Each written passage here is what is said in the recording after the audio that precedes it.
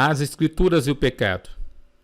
O texto abaixo foi extraído do livro Enriquecendo-se com a Bíblia, de Arthur W. Pink, da editora Fiel. Há sérias razões para crermos que, nestes últimos tempos, grande parte da leitura e do estudo da Bíblia não tem sido proveitosos para aqueles que com eles se têm ocupado. E vamos mais longe, pois tememos que em muitos casos isso tem sido uma maldição e não uma bênção. Estamos perfeitamente cientes de que esta é uma linguagem severa, mas não é mais forte do que a situação exige. Os dons de Deus podem ser submetidos a uso errôneo e as misericórdias divinas podem ser alvo de abusos. O fato de que isso é realmente verdadeiro torna-se evidente nos frutos produzidos. Até o homem natural pode, e com frequência o faz, dedicar-se ao estudo das Escrituras com o mesmo entusiasmo e prazer com que se dedicaria ao estudo das ciências. Quando ele age assim, aumenta o seu cabedal de conhecimentos, mas também aumenta o seu orgulho. Assim como o químico atarefado em fazer experiências interessantes, o pesquisador intelectual da palavra é invadido de satisfação ao fazer ali alguma descoberta, mas a alegria deste não é mais espiritual do que a daquele. Além disso, assim como os sucessos de um químico acentuam geralmente o seu senso de importância própria, levando-o a olhar com desdém os mais ignorantes do que ele mesmo, assim também infelizmente acontece com aqueles que investigam a numerologia, a tipologia, a profecia bíblica e outros temas semelhantes. O estudo da palavra de Deus pode ser realizado com base em vários motivos. Alguns leem a Bíblia para satisfazer seu orgulho literário. Em certos círculos tornou-se respeitável e popular a obtenção de conhecimento geral do conteúdo da Bíblia, apenas porque a ignorância quanto à Bíblia é considerada uma falha na educação.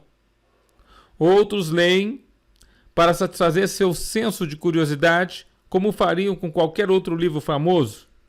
Ainda outros leem para satisfazer seu orgulho sectarista. Estes consideram um dever estarem familiarizados com as crenças particulares de sua própria denominação, pelo que também buscam ansiosamente textos que provêm e apoiem os que eles chamam de nossas doutrinas. Ainda há aqueles que leem a Bíblia com o propósito de argumentar eficazmente com aqueles que discordam de suas opiniões. Em toda essa atividade, não há qualquer pensamento sobre Deus, não há qualquer anelo pela edificação espiritual e, por conseguinte, não há qualquer benefício genuíno para a alma. Então, de que maneira podemos nos beneficiar da Bíblia? A passagem em 2 Timóteo 3, versículos 16 e 17, não dá uma resposta clara para essa pergunta? O texto bíblico nos diz: toda a Escritura é inspirada por Deus e útil para o ensino, para a repreensão, para a correção, para a educação na justiça, a fim de que o homem de Deus seja perfeito e perfeitamente habilitado para toda boa obra. Observemos o que é omitido. As Escrituras Sagradas não nos foram dadas para satisfazer nossa curiosidade intelectual ou nossas especulações carnais. E sim, as Escrituras Sagradas foram trazidas para capacitar-nos para toda boa obra, mediante o ensino, a reprovação e a correção. Ampliaremos isso com a ajuda de outros textos bíblicos. A palavra convence do pecado.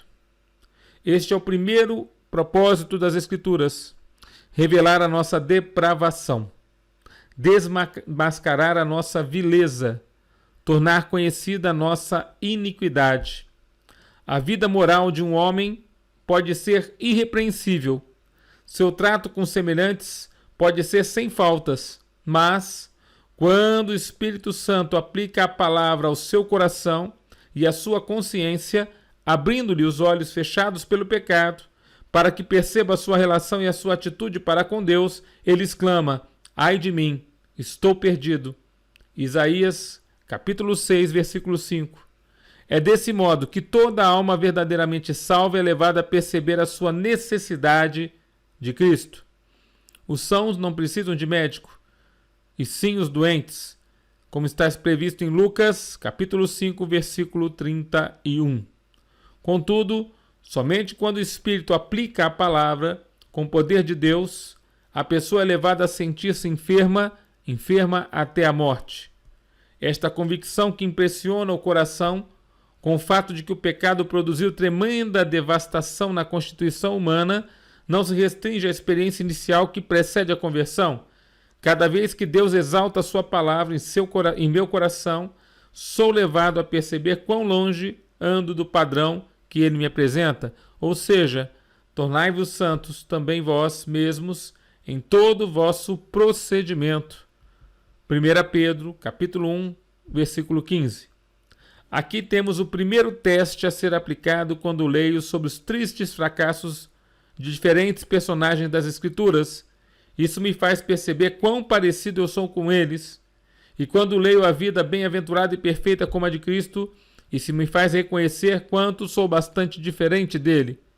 O estudo da Bíblia, querido leitor, tem feito de você uma pessoa mais humilde ou mais orgulhosa? Orgulhosa do conhecimento que adquiriu? Esse estudo o eleva na estima de seus semelhantes ou o humilha na presença de Deus? Produz em sua experiência uma atitude mais profunda, repulsa e desprezo por si mesmo, ou o torna mais complacente? Tem feito com que pessoas de seu convívio, às quais talvez você ensine, digam: gostaria de ter o seu conhecimento sobre a Bíblia?